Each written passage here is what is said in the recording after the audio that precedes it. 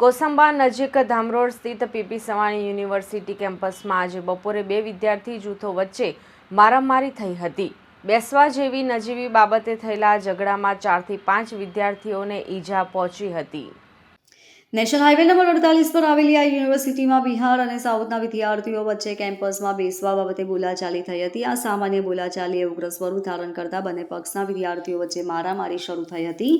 મારામારી શરૂ થતાં જ અન્ય વિદ્યાર્થીઓમાં નાસભાગ મચી ગઈ હતી। ઘટનાની જાણ થતાં જ યુનિવર્સિટીના સત્તાધીશો સ્થળ પર દોડી આવ્યા હતા અને મામલો શાંત પાડવાનો પ્રયાસ કર્યો હતો। આ ઘટનામાં બંને પક્ષના 4 થી 5 વિદ્યાર્થીઓને નાની મોટી ઈજાઓ થઈ હતી। ઈજાગ્રસ્ત વિદ્યાર્થીઓને તાત્કાલિક નજીકની હોસ્પિટલમાં સારવાર માટે ખસેડવામાં આવ્યા હતા।